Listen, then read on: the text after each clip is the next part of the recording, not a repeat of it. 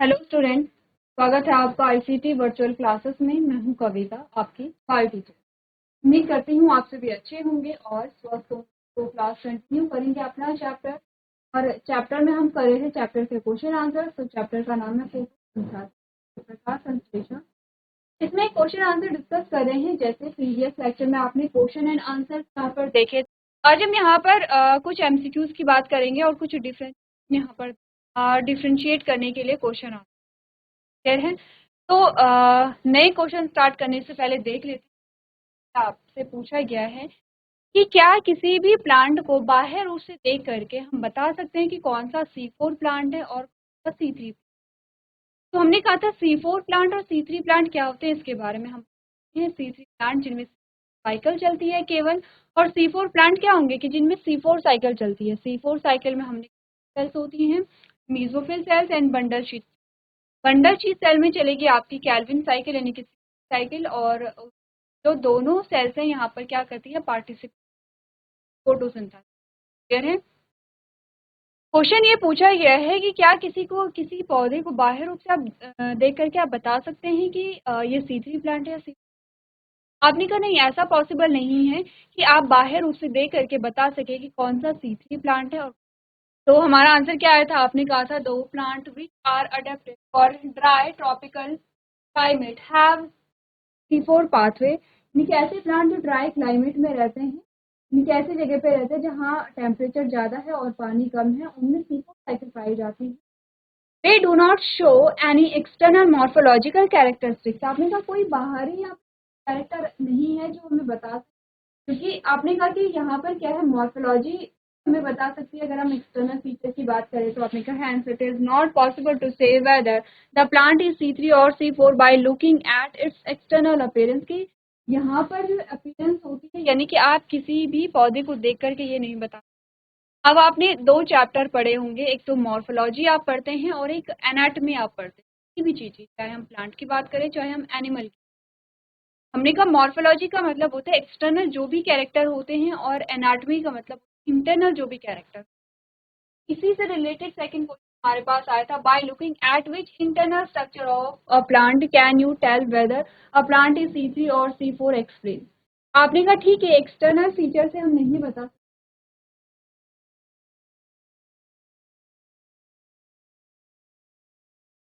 चलिए, तो हमने कहा कि यहाँ पर वो कौन से इंटरनल फीचर हैं जिसे देख करके आप बता सकते हैं कि कोई C4 प्लांट है या C3 प्लांट है। ठीक है, क्योंकि अगर यहाँ पर एक्सटर्नल फीचर नहीं बता रहे हैं C3 या C4 प्लांट के बारे में, तो इंटरनल फीचर से हमें पता चलेगा। हमने कहा ठीक है, हमने कहा कि जो C3 साइकिल है उसमें जो बंडल शीट है, यहाँ पर बंडल शीट सेल में एक तो क्लोरोप्लास्ट नहीं होता है, जबकि C4 प्लांट के जो बंडल शीट सेल होते हैं उसमें क्लोरोप्लास्ट होता है। तो आपने कहा क्लोरोप्लास्ट है तो वहाँ पर फॉर्म करेगा।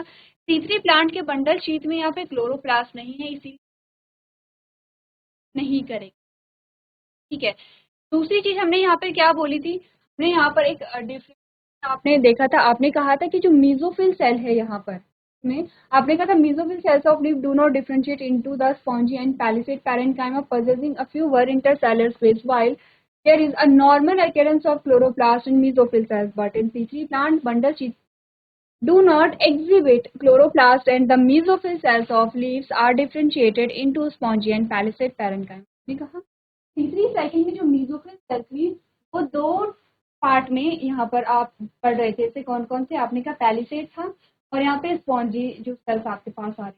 जबकि C4 साइकिल में आपने कहा कि मेसोफिल सेल दो पार्ट में डिवाइडेड नहीं है।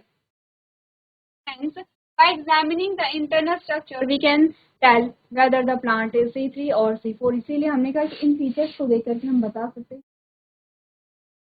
कैसे बताएंगे, इंटरनल फीचर को यहाँ पर ऑब्जर्व करके आप बता।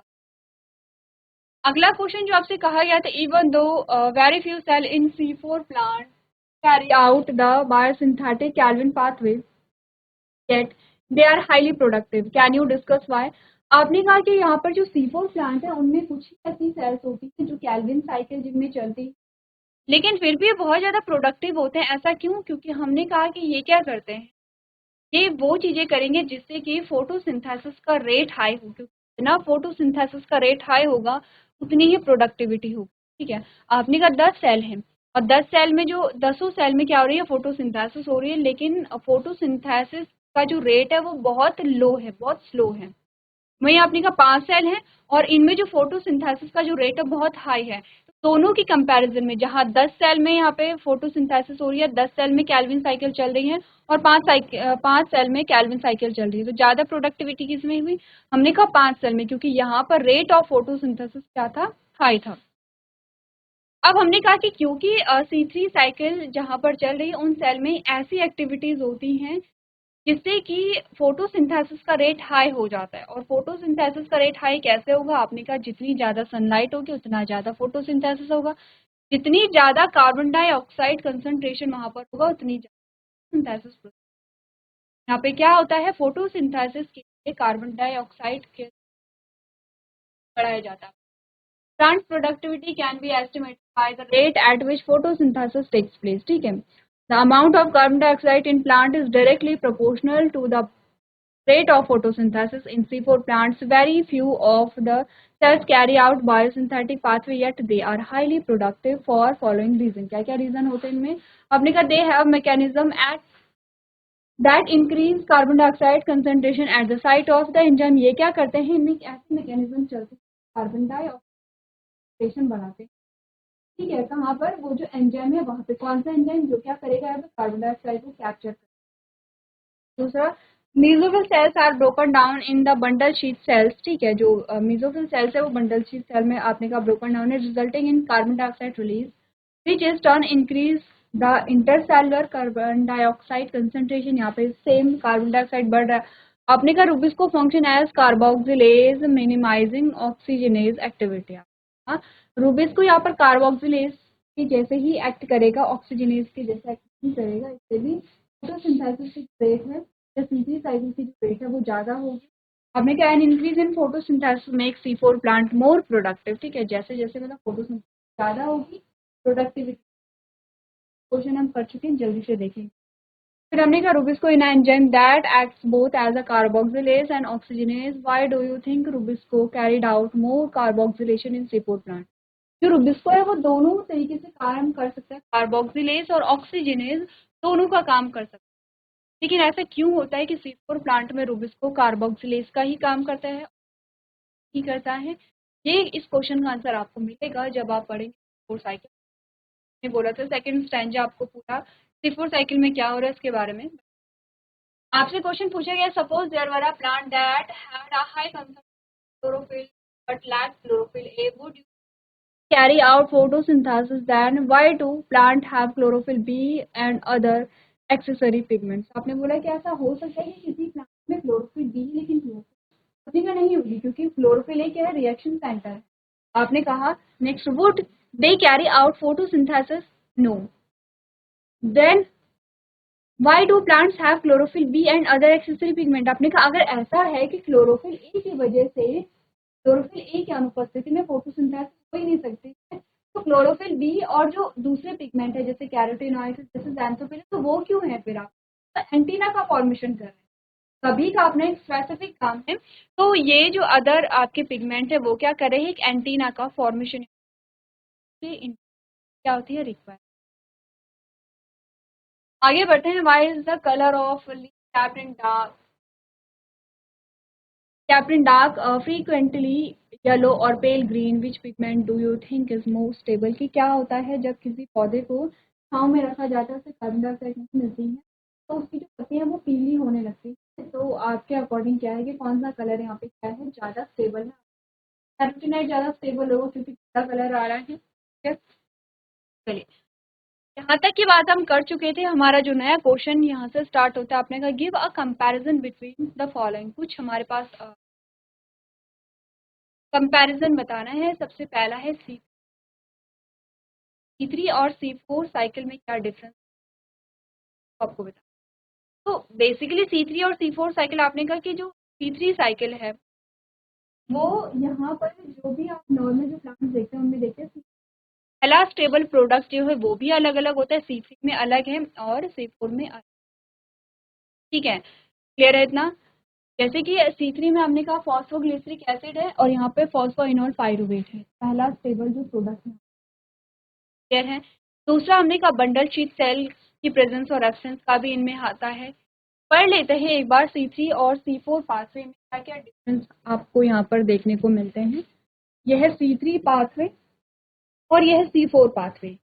C3 पाथवे या C3 साइकिल भी नहीं हम कह सकते। इसमें आपको बताया गया RUBP is the primary acceptor of carbon dioxide. यहाँ पर प्राइमरी एक्सेप्टर कौन है? RUBP होगा, ठीक है। एंजाइम कौन सा यूज हो रहा है? रूबिस्को ही यूज हो रहा है, लेकिन प्राइमरी जो एक्सेप्टर है वो RUBP है। किसकी प्रेजेंस में? रूबिस्को की प्रेजेंस में, ठीक है। यहाँ पर प्राइमरी एक्सेप्टर क्या है? आपने कहा phosphoenol pyruvate is the primary acceptor of carbon dioxide, ठीक है। यहाँ पर क्या होगा? फॉस्फोइनोल पाइरुवेट होगा। यहाँ पे अभी रूबिस्को नहीं आया है क्योंकि ये प्रोसेस होती है किसमें? मीसोफिल में, क्लियर है। तो आपने कहा कि यहाँ पर क्या होगा? RUBP प्राइमरी एक्सेप्टर है, यहाँ पे फॉस्फोइनोल पाइरुवेट प्राइमरी एक्सेप्टर है। ध्यान रखिए यहाँ पर रूबिस्को प्रेजेंट होगा, यहाँ पे रूबिस्को प्रेजेंट नहीं होगा, क्लियर है। दूसरा जो डिफरेंस आपने कहा three phosphoglycerate is the first stable product, यानी कि पहला कौन सा होगा? यहाँ पे फॉस्फोग्लिसरिक एसिड होगा, ठीक है, जिसे आप क्या लिख रहे थे? PGA, जिसे PGA लिख रहे थे। पहला स्टेबल प्रोडक्ट क्या है? PGA है, जो कि क्या है? 3 कार्बन कंपाउंड है। ये क्या है? 3 कार्बन कंपाउंड यहाँ पर आता है, इसीलिए हम इसे C3 साइकिल कह रहे हैं। अगर C4 पाथवे में देखें तो आपने कहा oxalo acetic acid is the first stable product. क्या है यहाँ पे? जिसे हम लिखते हैं ऑक्सैलो एसिटिक एसिड। फर्स्ट क्या है यहाँ पे? स्टेबल प्रोडक्ट है, जो 4 कार्बन कंपाउंड यहाँ पर आता है। तो हमने कहा क्योंकि पहला जो स्टेबल प्रोडक्ट है उसमें 3 कार्बन है, इसीलिए हम इसे C3 पाथवे या C3 साइकिल कह रहे हैं। पहला जो स्टेबल प्रोडक्ट है उसमें 4 कार्बन है, इसीलिए हम इसे C4 पाथवे या C4 साइकिल कह रहे हैं, ठीक है। इजी है, आगे बढ़ते हैं। आपने कहा occurs in the mesophyll cells of the leaf. ये मीजोफिल सेल में पाया जाता है, और ये क्या कहाँ पाया जाता है? Occurs in mesophyll cells and bundle sheath sales. दो सेल में कंप्लीट होती है ये जो यहाँ पे आपने कहा साइकिल है, और ये जो यहाँ पे ग्लूकोज का फॉर्मेशन है सिर्फ मीजोफिल सेल में ही। Last the process of carbon fixation is slower. यहाँ पर जो कार्बन फिक्सेशन की जो प्रोसेस है वो है, यहाँ पर आपने कहा the process of carbon dioxide fixation is faster. ये क्या होती है? फास्ट होती है। क्लियर है यहाँ पे कि क्या क्या इनमें डिफरेंसेस पाए जाते हैं। इसमें आपने कहा जो रूबिस्को है, रूबिस्को कहाँ पे प्रेजेंट होगा? रूबिस्को मीजोफिल सेल में प्रेजेंट होता है, यहाँ पर जो है वो होगा बंडल शीट में प्रेजेंट, तो मीजोफिल सेल में नहीं होता। तो और भी इसमें ऐसा नहीं कि सिर्फ इतने ही डिफरेंसेस, और भी डिफरेंसेस याद आएंगे वो आप इसमें नोट करेंगे, तो एक बार नोट कीजिए।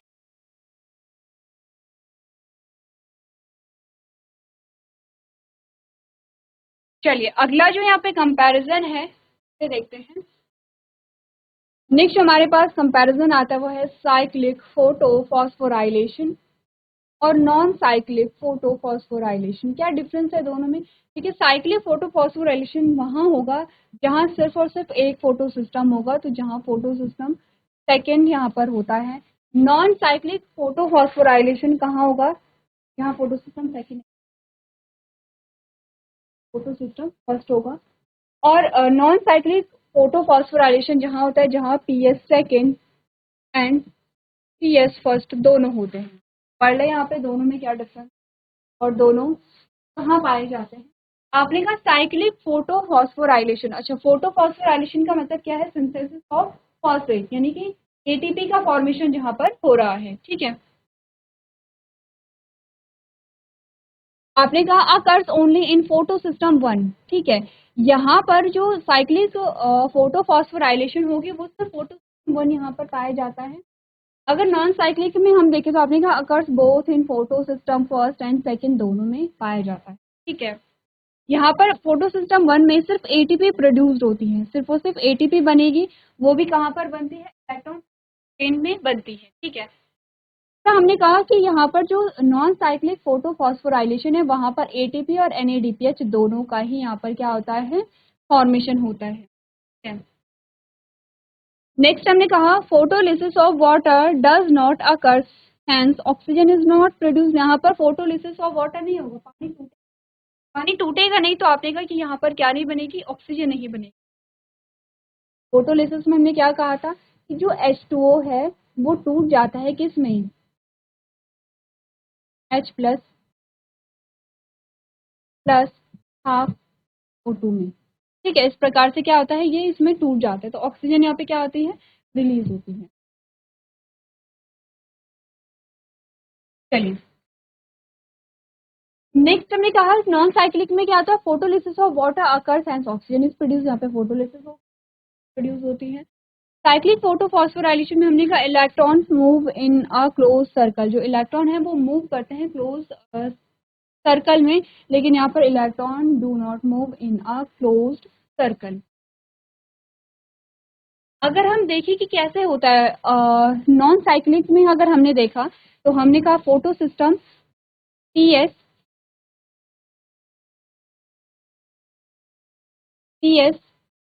सेकेंड, और यहाँ पर आएगा पी एस फर्स्ट। ठीक है, जल्दी से रिवाइज कीजिए, जल्दी से आपको बनाना है इसी प्रकार से जब हमने बनाया था। ये रिएक्शन सेंटर है, ये एंटीना है, ये प्राइमरी इलेक्ट्रॉन एक्सेप्टर है, ये एंजाइम है। ठीक है, यहाँ पे एक 680 नैनोमीटर, पीएस कितने पे काम करता है, पीएस सेकेंड 680 नैनोमीटर पे काम करता है, और पीएस फर्स्ट करता है 700 नैनोमीटर पे काम करता है। ठीक है, अब इसने क्या किया है, इलेक्ट्रॉन एक्साइट होगा, इलेक्ट्रॉन को दिया जाएगा किसे, रिएक्शन सेंटर यानी क्लोरोफिल ए को, क्लोरोफिल ए देगा अपने प्राइमरी इलेक्ट्रॉन एक्सेप्टर यानी CO5 को। यहाँ पर अब क्या होगी, इलेक्ट्रॉन ट्रांसपोर्ट चेन होता है। ठीक है, PQ साइटो B6F और इसी लास्टो इसी। ठीक है, ये देगा इलेक्ट्रॉन एक्सेप्टर किसे, PQ को, PQ देगा किसे, यहाँ पर आपने कहा ये साइटो B6F को, ये देगा किसे, PC को, और यहाँ पर होती है ATP का फॉर्मेशन। ठीक है, यहाँ पर क्या होगा, ATP का फॉर्मेशन। ठीक है, PC किसे देगा, यहाँ पे से एंजाइम में इलेक्ट्रॉन, ये देगा फोटो सिस्टम 1 को, फोटो सिस्टम 1 में आपने कहा इलेक्ट्रॉन एक्साइट होकर के क्लोरोफिल ए को दिया जाएगा, क्लोरोफिल ए देगा अपने प्राइमरी इलेक्ट्रॉन क्या होगा, FeS, ये देगा जो इलेक्ट्रॉन किसे देगा, FD को देगा, पैराडॉक्सिन को देगा। ठीक है, FD क्या करता है, यहाँ पर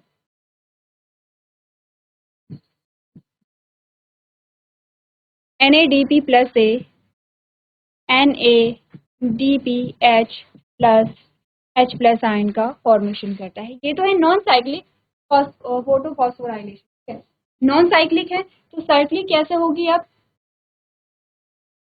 साइक्लिक कैसे होगी, साइक्लिक में हमने कहा कि सिर्फ फोटो सिस्टम क्या है, सेकंड है, यहाँ पर PS फर्स्ट है, सेकंड नहीं होगा, PS फर्स्ट हो, PS फर्स्ट है। ठीक है, अब यहाँ पर क्या हुआ, इसने 700 नैनोमीटर की वेवलेंथ को अगर यहाँ पर क्या किया है,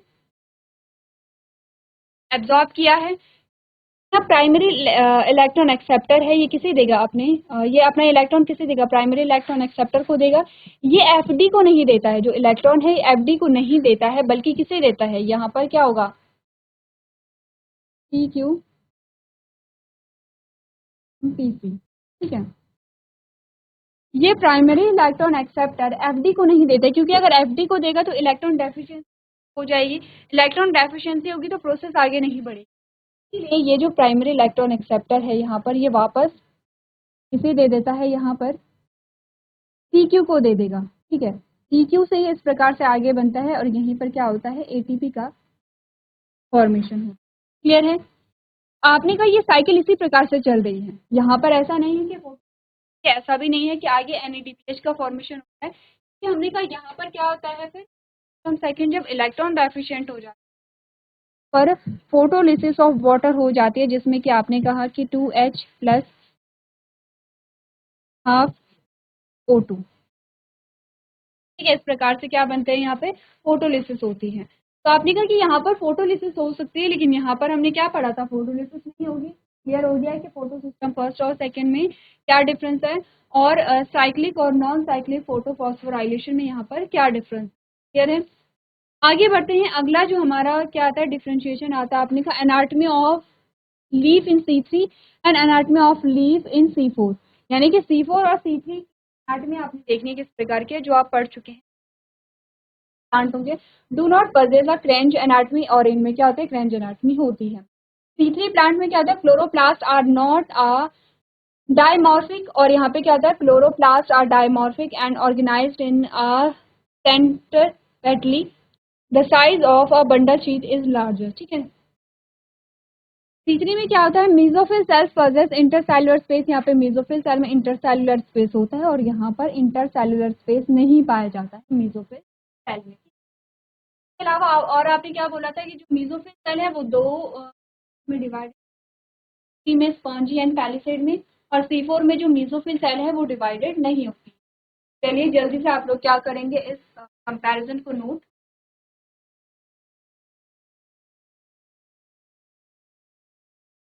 चलिए अब स्टार्ट करते हैं। यहाँ पर जो हमारे MCQs आते हैं,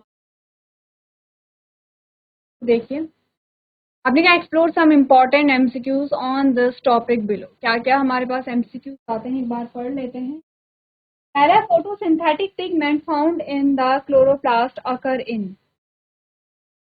आपने कहा जो फोटोसिंथेटिक पिगमेंट्स है वो कहाँ पर पाया जाता है, क्लोरोप्लास्ट में पाया जाता है। और क्लोरोप्लास्ट कहाँ पाया जाता है, आपने कहा क्लोरोप्लास्ट इन्वेलप, ये जो क्लोरोप्लास्ट है वो क्लोरोप्लास्ट एनवेलप में पाया। आपने कहा photosynthetic pigment found in in the chloroplast occur in. आपने कहा जो फोटोसिंथेटिक पिगमेंट है क्लोरोफिल है, क्लोरोप्लास्ट में होता है, क्लोरोप्लास्ट पाया जाता है। ऑप्शन ए है क्लोरोप्लास्ट एनवेलप में, बी है मैट्रिक्स में, तीसरा है प्लास्टोग्लोब्यूल्स में, और लास्ट है यहाँ पे थाइलाकोइड मेम्ब्रेन।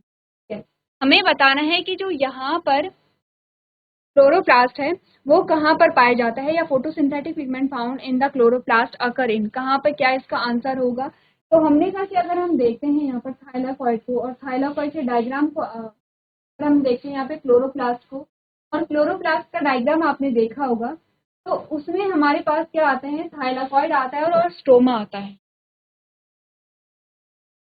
ये हमारे पास क्लोरोप्लास्ट था और ये हमारे पास आता है थाइलाकोइड। थाइलाकोइड, इस पूरे बंडल को हमने ग्रैनम कहा था या ग्रैनल थैलाकोइड कहा था, और ये बीच में था स्टोमल लैमेली या फिर आपने कहा ग्रैनल या फिर स्टोमल थैलाकोइड। क्लियर है। इस वाले पोर्शन को हमने कहा था स्टोमा। तो आपने कहा यहाँ पर जो फोटोसिंथेटिक पिगमेंट था वो कहाँ पर पाया जा रहा था, फोटोसिंथेटिक जो पिगमेंट है वो आपके थैलाकोइड मेम्ब्रेन में पाया जाता है। क्लियर है। तो क्या आंसर आपका यहाँ पर होगा, आपने कहा आपका ऑप्शन नंबर डी जो है वो यहाँ पर करेक्ट आंसर होगा, थैलाकोइड मेम्ब्रेन में। नेक्स्ट हमारा आता है which of the following pigment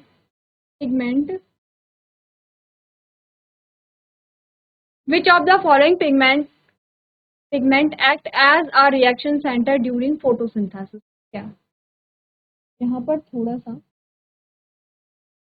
और ऑप्शन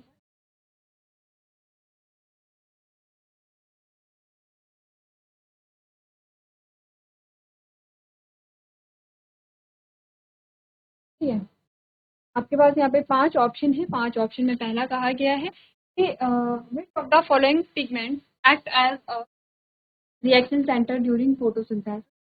फोटोसिंथेसिस के दौरान कौन सा जो पिगमेंट है वो रिएक्शन सेंटर के जैसे काम करता है। आपने कहा साइटोक्रोम है, या P700 है, या कैरोटीन है, या फिर फाइटोक्रोम है।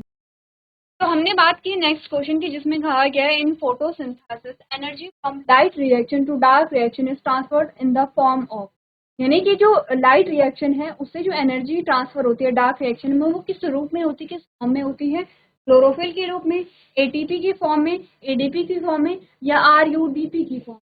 इसी है, हमने कहा एटीपी की फॉर्म में होगी। तो हमने कहा था, आपने कहा था कि जो डार्क रिएक्शन है वो डायरेक्टली उसे सनलाइट की आवश्यकता नहीं होती है, लेकिन सनलाइट की प्रेजेंस में बने हुए जो प्रोटीन की आवश्यकता, क्या क्या थे, एटीपी था और एनएडीपी है। आगे बढ़ते हैं। आपसे कहा गया है in photo system first the first electron acceptor is. Photo system first में, photo system first, PS first and PS second, दो पढ़े थे हमने। आपने कहा था, आपसे पूछा गया PS1 के बारे में, PS1 में जो फर्स्ट इलेक्ट्रॉन एक्सेप्टर है वो क्या है। प्लास्टोसाइनिन है, साइटोक्रोम है, पैराडॉक्सिन है, आयरन सल्फर प्रोटीन है। क्या है यहाँ पर? तो ध्यान से देखिए, हमने अगर फोटो सिस्टम की बात की थी तो फोटो सिस्टम में हमने क्या कहा था, अगर आप प्लास्टोसाइनिन की बात करें, साइटोक्रोम की बात करें, तो आपने कहा कि यहाँ पर ये क्या थे, इलेक्ट्रॉन ट्रांसपोर्ट चेन का पार्ट बना रहे थे। जैसे कि ये हमारे पास पी एस सेकेंड है, ये हमारे पास पी एस क्या है, फर्स्ट है, ये पी एस सेकेंड, ये पी एस फर्स्ट है, ठीक है।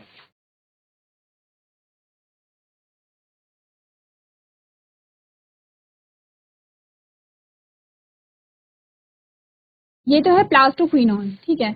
दूसरा आता है यहाँ पे साइटोक्रोम, जिसे हमने इस प्रकार से लिखा था साइटोक्रोम।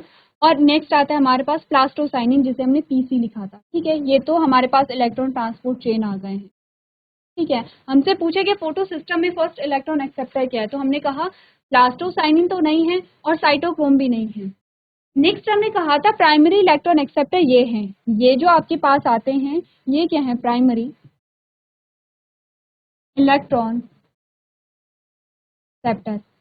इसका भी ये क्या होगा, प्राइमरी, प्राइमरी को हम इस प्रकार से लिख सकते हैं इलेक्ट्रॉन एक्सेप्टर, ठीक है। प्राइमरी इलेक्ट्रॉन एक्सेप्टर हमने बोला था ये किसे देगा, इलेक्ट्रॉन एफडी को देगा, पैराडॉक्सिन को देगा। तो एफडी तो यहाँ पर क्या है, प्राइमरी इलेक्ट्रॉन एक्सेप्टर ही होगा, ठीक है। प्राइमरी इलेक्ट्रॉन एक्सेप्टर कौन था, ये था। तो हमने कहा एफडी भी नहीं है, पैराडॉक्सिन को हम एफडी लिखते हैं, ठीक है, शॉर्ट में। इसी को ही हम क्या कह रहे हैं, एफडी कह रहे हैं। हमारे पास लास्ट ऑप्शन क्या बचा, आयरन सल्फर प्रोटीन, जिसे हम क्या लिख रहे थे, एफईएस, इस प्रकार से लिख रहे थे। तो आपने कहा पीएस1 का जो प्राइमरी इलेक्ट्रॉन एक्सेप्टर है वो एफईएस है, और इसका क्या है यहाँ पे, थियोफाइटिन, ठीक है। फोटो सिस्टम सेकंड का प्राइमरी इलेक्ट्रॉन एक्सेप्टर थियोफाइटिन था। फोटो सिस्टम 1 का जो प्राइमरी इलेक्ट्रॉन एक्सेप्टर वो क्या है, एफईएस या आयरन सल्फर। नेक्स्ट क्वेश्चन है, in the leaf of a C4 plant malic acid formation during carbon dioxide fixation occur in the cell of. आपसे पूछा गया कि C4 साइकिल में जब मैलिक एसिड का फॉर्मेशन होता है तो वो कहाँ होता है, वो मेसोफिल सेल में होता है, एपिडर्मिस में होता है, फ्लोएम में होता है, या नॉन ऑफ दीज, यानी कि इनमें से कहीं नहीं होता है। ये क्वेश्चन आपका होगा, अपने आपको घर से करके लेके आएंगे। इजी क्वेश्चन है, अगर आपने चैप्टर पढ़े हैं तो आपके लिए जो क्वेश्चन है वो सारे ही इजी हैं। एक बार आप लोग क्वेश्चन को खुद से भी यहाँ पे रिवाइज करें। इस सेशन में हम इतना ही करेंगे, अभी तक क्लास में बने रहने